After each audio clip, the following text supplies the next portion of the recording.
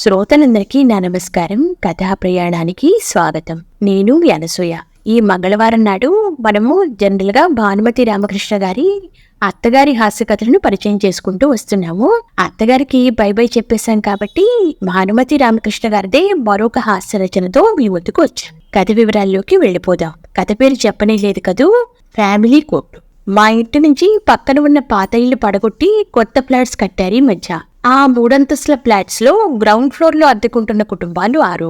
అందులో చివరి భాగంలో 2 ఫ్లాట్స్ మా పెరటి గోడను ఆనుకుని ఉన్నాయి. ఆ 2 ఫ్లాట్స్ లో ఉన్న కృష్ణవేణమ్మ, లక్ష్మి ఏదో సమస్య గురించి గట్టిగా మాట్లాడుకోవడం వినిపించింది. మా పొలం నుంచి వచ్చిన వడ్లు మిషన్ పట్టించి స్టోర్ రూమ్ లో బియ్యం బస్తాలు సర్దిస్తున్న నేను వాళ్ళ సమస్య ఏంటో చూద్దాము అని కిటికీ పక్కకెళ్లి చూశా. అది కాదు కృష్ణవేణక్క, ఆ మనిషికి నాకు భార్యాభర్తలనే సంబంధం తెగిపోయి 30 ఏళ్లు దాటాయి కదా. ఇప్పుడొచ్చి పిల్లలతో ఉంటానంటున్నాడు. ఇదేమన్నా బావుందా? మళ్ళీ నేను అక్కర్లేదట. పిల్లలతో తను వేరే ఉంటానంటాడు. నాకెట్లా ఉంటుంది చెప్పు? బాగుంటదనుకో. అయినా ఇన్నేళ్లు నువ్వు మీ ఆయన్ని వదిలేసి పిల్లలతో నువ్వు ఆ నాగరాజు ఇంట్లో ఉన్నావు కదా, మీ ఆయన నీతో ఎలా వచ్చి ఉంటాడు? నాగరాజు ఇన్నేళ్లు నిన్ను నీ పిల్లల్ని ఆదుకున్నాడు, మరి అతనికి ఇబ్బంది. లక్ష్మి ఏమందంటే అదే నేను అనేది, అతను నాతో బుట్టు లాంటి వాడు అని నువ్వు అంటావు. మీ ఆయన నమ్మొద్దు, లోకం ఒకటి ఉందే, దాన్ని నోరు మూయించలేం కదా. ఎవరేమనుకుంటే నాకే, ఐ డోంట్ కేర్. నాగరాజు గారి నన్ను ఆదుకోకపోతే నా గతేమై ఉండేది. అతన్ని పోయి నానా మాటల్ని కోర్టులో కేసు వేశాడు. నా భార్యను పిల్లలను నాకు కాకుండా ఇంట్లో పెట్టుకున్నాడని. ఇదేమైనా బావుందా? మా పెళ్లిన కొత్తల్లో మా వారు ఉద్యోగం చేసే చోటే నాగరాజు చేసేవాడు. దగ్గరలోనే మా ఇండ్లు ఉండేవి. తరచూ మా ఇంటికి వచ్చి పోతుండేవాడు. మా ఆయన అనుమానం మనిషి. నాకు చిర్రెత్తుకొచ్చేది. దాంతో నాకు మా ఆయనకు మధ్య జరిగే పోట్లాటం చూసి నా మీద జాలి పడేవాడు నాగరాజు గారు. మొరటివాడి చేతిలో మొగలి పువ్వు అని బాధపడేవాడు. నాగరాజు గారంటే సరిపడిన మా ఆయన ఊరి నుంచి బలవంతంగా బదిలీ చేయించుకున్నాడు, వేరే ఊరికి కావాలని. అన్నట్టు నువ్వు మీ ఆయనతో చస్తే ఆ వేరే ఊరికి రానున్నావట కదా. అవును అన్నాను. నేనెందుకు వెళ్ళాలి? నాకు ఇష్టం లేదు, రానన్నాను. పిల్లల్ని తీసుకెళ్లిపోతానన్నాడు. నేను పంపనన్నాను. అవును, అంతా విన్నాను. ఆ గొడవంతా అయినాక చివరికి విధి లేక తానొక్కడే వెళ్ళాడని, అతను వెళ్లిన మరుక్షణమే పిల్లలతో నువ్వు నాగరాజు ఇంటికి వెళ్ళావని, ఆ సమయంలో పుట్టింటికి వెళ్ళిన నాగరాజు భార్య ఈ సంగతి తెలిసి పుట్టింట్లోనే ఉండిపోయిందని, తిరిగి రాలేదని. లక్ష్మి: చెప్పండి. నేను భర్తను వదిలేసి పరాయి మగాడింట్లో ఉన్నానని, మా పుట్టింటి వాళ్ళు నన్ను కన్నెత్తి కూడా చూడలేదని, ఇంకా ఎన్నో ఎన్నో మీకు తెలుసుండాలే. మీ పుట్టింటి వాళ్ళు నేరుగా నా దగ్గరికి వచ్చి నువ్వు చేసింది బాగాలేదని, 2 పిల్లలు పుట్టాక దీనికేం చేటు వచ్చింది అంటూ చాలా బాధపడ్డారు. పడనివ్వండి, ఐ డోంట్ కేర్. నా సుఖం నాకు ముఖ్యం అంతే. మా ఆయన రోజు నన్ను పెట్టే నరకయాతనలో నేను ఉండదలుచుకోలేదు. అయినా మీ ఆయనకి సొంత వాళ్ళు చాలా మంది ఈ ఊళ్ళో ఉన్నారటగా. కనీసం అక్కడ ఉండమని మీ ఆయన నిన్ను బతిమిలాడినా ససేమిరా ఉండనని నాగరాజు గారి ఇంటికి వెళ్ళిపోయామని అన్నారు. చెప్పాను కదండి, మా ఆయనే నాకు వద్దనుకున్నప్పుడు ఆయన బంధువర్గం నాకెందుకండి? అయినా ఇది ఏనాడో తెగిన సంబంధం. ప్రస్తుతం నాకు కావాల్సింది అతని డబ్బు. ఇవ్వనని మొండికెత్తాడు. అందుకే నేను ఫ్యామిలీ కోర్టులో వేశా. నాకు నా పిల్లలకి ఎలా డబ్బు ఇవ్వాలి, ఏం కట్టుకుపోతాడు త్రాష్టుడు. పిల్లల్ని ఇన్నేళ్లు చదివించి పెద్దవాళ్ళని చేసింది నేనేగా. పిల్లల చదువులకు తానే ఇంతవరకు డబ్బు ఇచ్చానన్నాడే.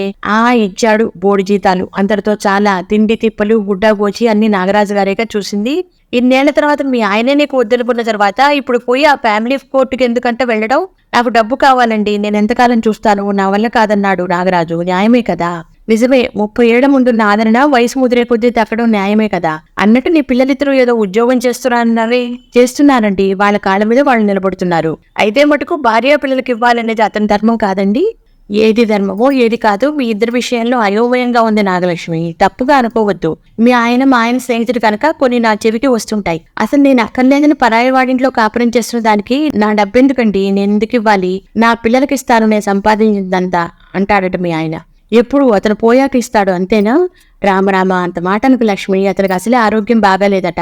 షుగరు, బ్లడ్ ప్రెషరు, ఆర్థరైటిస్ తో బాధపడుతున్నాడట. ఇన్ని బాధలతో తనే వంట చేసుకోవాలట పాపం. మీ వారి స్నేహితులని పాపం అంటున్నారు. అతని సంగతి మీకేం తెలుసు? అతను చాలా పెద్ద యాక్టర్ అండి. అన్ని దొంగ వేషాలు. మీకేం తెలుసు? అతని సంగతి నాకు కూడా తెలుసు. లక్ష్మి ఇంకా ఏదో చెప్పబోతుంటే పైన ఫ్లాట్ లో ఉండే సోమయాజులు గారి కోడలు రాజ్యలక్ష్మి అందుకుంది. ఏంటి ఆంటీ, మీ ఆయన గొడవేనా? ఇంతకీ డబ్బు నెలలా ఇస్తానంటున్నాడా? లక్ష్మి: అదేం లేదు. అందుకే ఆయన సంగతి ఫ్యామిలీ కోర్టులో అటో ఇటో తెలుస్తాను. కృష్ణవేణి: అది సరే లక్ష్మి, 1 నెల ఇచ్చి ఆ తర్వాత మానేస్తే ఏం చేస్తావు? ఎన్నిసార్లు కోర్టుకెళ్తావు? లక్ష్మి: అదే నా భయం కూడా. అలాంటి వాడే మా ఆయన. ఆ కోర్టు వాళ్లకు తానుండే చోటు తెలియనికుండా వాళ్ళని ముప్పు తిప్పలు పెడుతున్నాడు.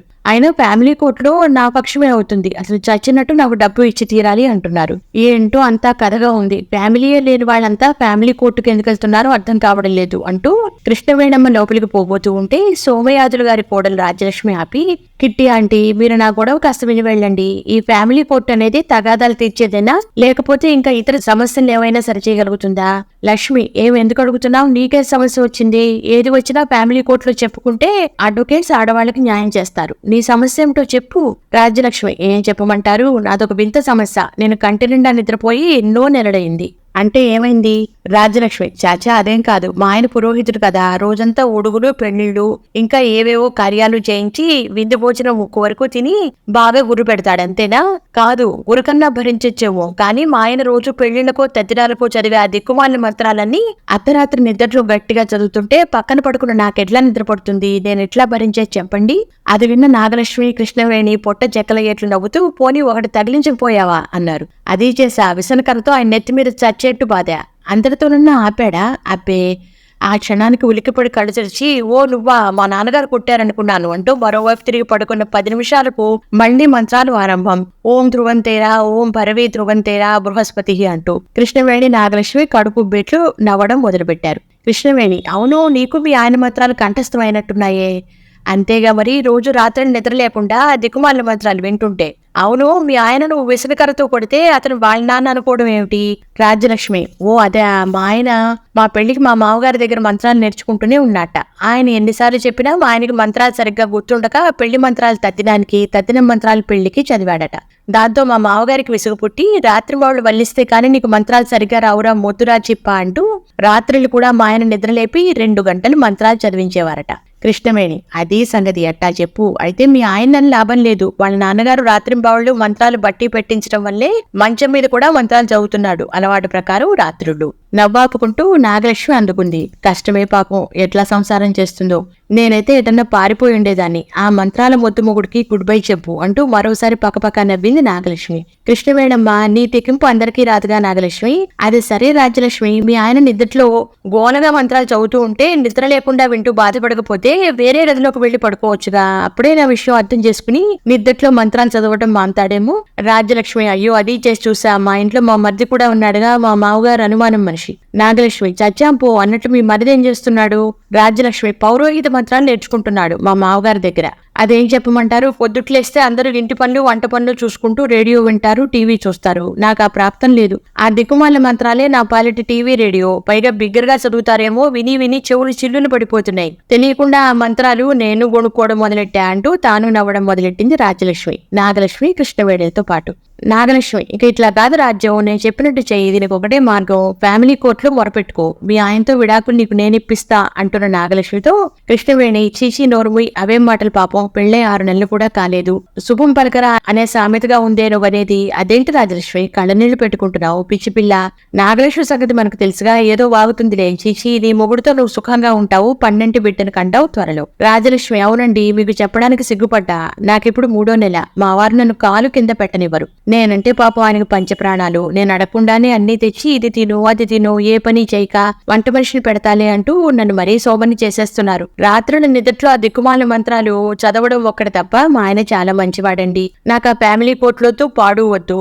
విడాకులిచ్చే కోర్టును నాకు తెలియక అడిగాను. మా వారికి నచ్చ చెప్పి మంత్రాలు రాత్రులు మంచం మీద చదవడం మానిపిస్తారేమో అని. అంతే, నేను అడగడమే పొరపాటైంది. వస్తా అంటూ రాజ్యలక్ష్మి వాళ్ళ ఫ్లాట్కి వెళ్ళిపోయింది. విన్నారుగా ఈ ఫ్యామిలీ కోర్టు అనే మన భానుమతి రామకృష్ణ గారి సరదా కథని. వచ్చేవారు మరో మంచి హాస్య కథతో మీ ముందుంటాను. అంతవరకు సెలవు, నమస్కారం, ఉంటారు.